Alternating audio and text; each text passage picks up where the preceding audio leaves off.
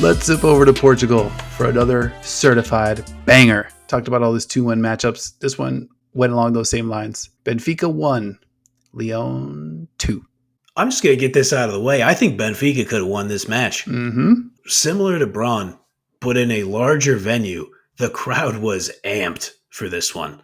Lisbon looked extremely lit, and I felt like the squad really mirrored that energy. The first major sign was Benfica winning a ball off Haran near the midfield. I think it was Andrea Faria. More about her later. She wins the ball off of Haran. It falls to Kika.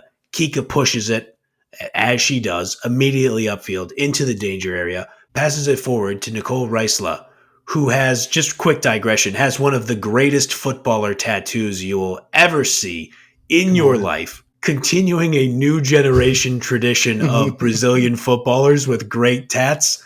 For anybody who doesn't know, Google Richarlison back tattoo and then just get back to us. We love the audacious here at the ITC. Go ahead and also Google Nicole's as well. Let's go. I mean, she's trying to let all you know to keep that third eye open. Absolutely. And she kept that third eye open. She engages Ellie Carpenter and Vanessa Gil before playing the ball right back to Andrea Falcone, who rips a shot near post. And it wasn't even like the classic, like I'm going to wind up and hit a huge rip, but she just has the perfect body positioning to punch it with the side of her foot. And she forced that save from Endler, who had to push it off the post in the 7th minute. And from right there, I was like, ooh, baby, we are cooking. Kind of a bummer. We just talked to Ajax Chelsea.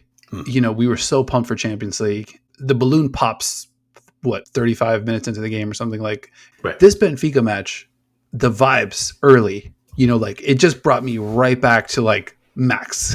I'm like, all right, we're back up to 10. The heart's pumping. That Falcone chance early. I mean, that was a message sender. That was basically, we're not here to play. Like, we're here to fight, basically. And I think that was just incredible spirit. You know what? I am going to say that was a little unlucky. That one was unlucky. I picked my spots. Yeah, sure. No, that's fair. There's place for luck in here. But, you know, credit to Endler. Great save by her for sure.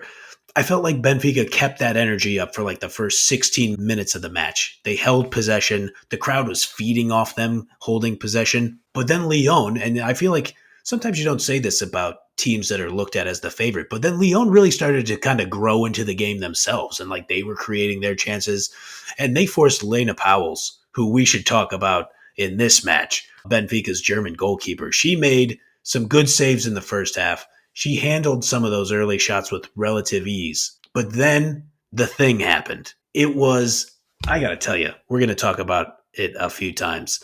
Vanessa Gil is a very good player, and we have talked about her in the lead up, in the build up of this Champions League. That was a howler by her.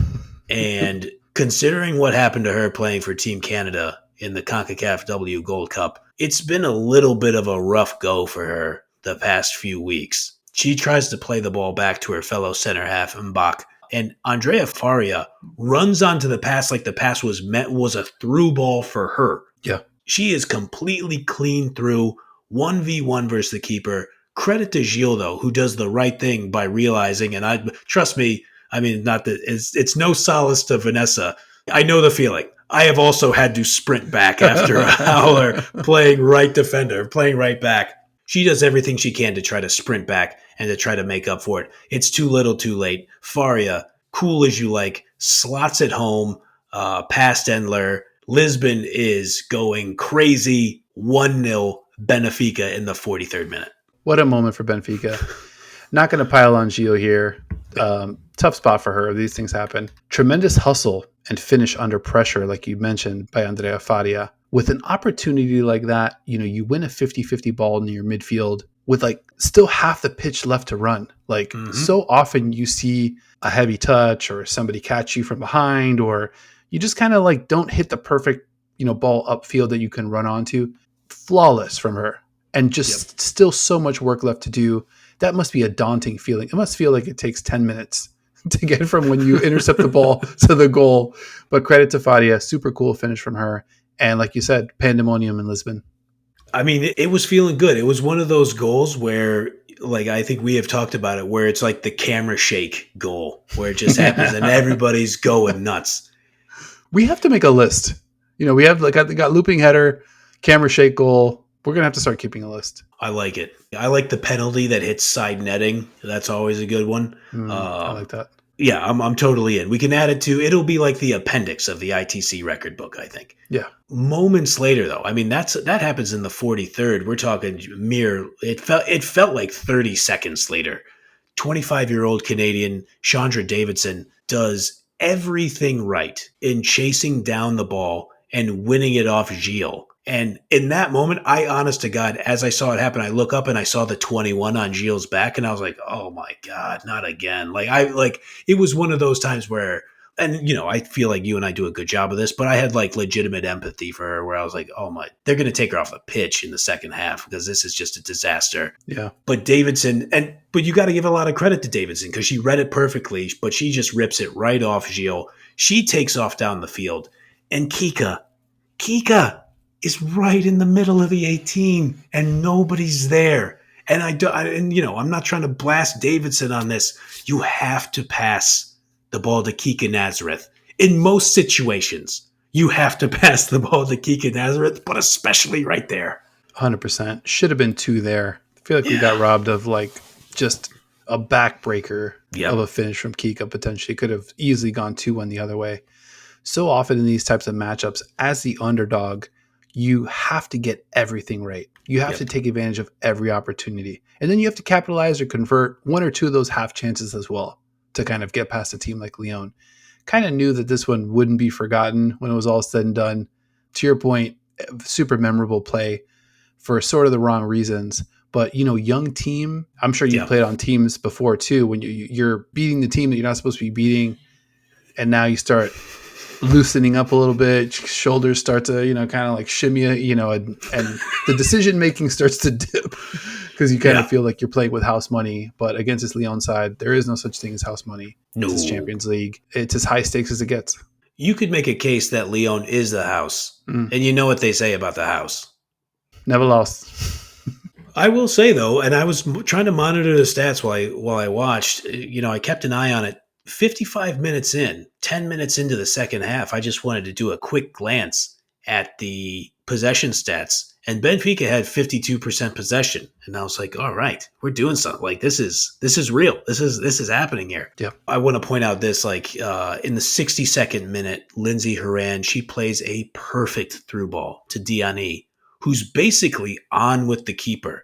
And we make these lists, we got to make this list too, of the last person as a goalkeeper you want to see running at you with a defender trying to chase him down from the side. And you're just like, oh Christ, I'm 1-on-1 with this person right now. Diani is near the top of that list of who you do not want to see in that situation. And Powell stood super strong, makes a brilliant kick save, just full confidence. The announcer even pointed out, great positioning, waited to the last minute to kind of go down to make the kick save. I thought that was great. But moments later, I just wrote in my notes, Ellie Carpenter is the fastest person in the world. Because she has, and I know she might not be, but you know what? In that moment, nobody was arguing with me. Yeah. She's so fucking fast. She throws the ball in, she gets it back, and then it feels like in 3/4 of a second, she's at the end line, delivering a perfect pass to Dumornay, who just in a moment of absolute brilliance is like, oh yeah, back heel right here. Just a quick little back heel flick. That's what I'm supposed to do. And there's Cascarino, tucks it home, 63rd minute. And I just got to say, I'm going to raise my hand on this. We've talked about Lyon a lot. We watched France closely in the World Cup. Cascarino is part of the ACL epidemic that's happening in this sport right now. Her tear was in late May of 2023.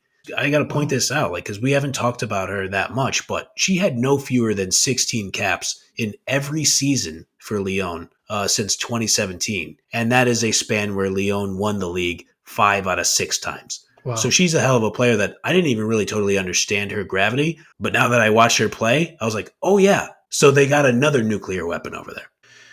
Yeah, she's definitely shined for France internationally too. She looked really, really sharp. Wonderful to see her back. I thought Lindsay Horan, also who you mentioned, had a great game. Captain America, some tremendous balls into the channel. Nice. Lindsay almost got Lyon's second off a stellar Sam Abasha dime. Horan's also involved in another close call where she heads one back to Mbach that Vicky Beccio smashes home, got called back, I think, for an offsides.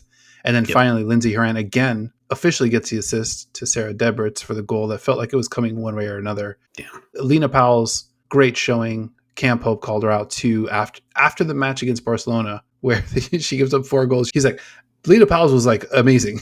he was like losing his mind over her. She's really, really good. So shout out to her. But yeah, that second goal felt like it was coming. So just so much pressure. She ends up having saved 7 of Lyon's 9 shots on target. Still a great showing. And I think still some drama left as this one goes back to France. Because, I mean, I think of the second place squads, obviously bronze up there, I think Benfica's right there with regard to a team that could actually be in the market for an upset in the second leg. Ultimately, though, I did feel like Lyon wore this Benfica team down. Rematch, like I said, real banger potential. I do not think in the slightest we've heard the last from this Benfica side. All right, so I wanted to make sure I got this right because friend of the program, Vespa, on Twitter, Let's go. World's greatest Benfica fan, if you ask us. Add that to the ITC record book. Cosign. Vespa pointed out while we were kind of just chatting during halftime of the Braun match, he pointed out that it just felt like Lyon was at a superior level physically. And I think that is a really astute point, is that we talk a lot about Portugal and Portugal more broadly, but Benfica's journey in women's football as they continue to develop. I think the announcer even pointed out that this wasn't even a club until 2017 in the women's game. So to be where they are now is incredible, but it's hard to expect them to have the depth and just like the physicality of a club, a legacy club like Lyon. An amazing showing. Still so much more room to grow in the next couple of years. Yeah, I mean, I talked about this way back in the group stage, mentioning that, beyond, Benfica was probably in the got to get in the weight room kind of stage of their development, where footballing wise, they've got skilled players and they've got a philosophy. But yeah, physically, you can definitely see a difference, especially as the game wore on.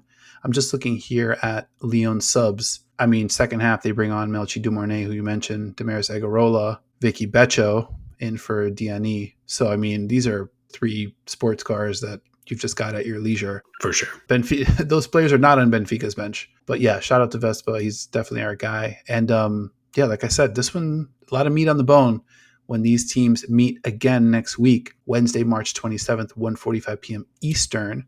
And still to come, we're going to cover the first legs of the other 3 UEFA Women's Champions League quarterfinals matchups, including Chelsea's stellar performance to take control of the tie at Ajax, PSG's fending off of BK Häcken, and Bronze gave them all they can handle battle against defending champions Barcelona. We're also going to preview next week's second legs. So, like if you liked, and subscribe if you enjoyed talking a little women's football with ya boys. I'm looking forward to it. And you know what? As we talk about the world tour, we're going to get out to Bergen, Norway. I mean, we got to get out to Lisbon, Portugal. We'll kick it with Vespa. We can hop on some motorized scooters ourselves. I feel like spiritually, I should be in Lisbon on a scooter, wind in my face and not in my hair. I'm a balding old guy. But put the Benfica scarf on, and we'll just be kicking it in Portugal. We'll watch some football together, just like we'll be watching next week's match.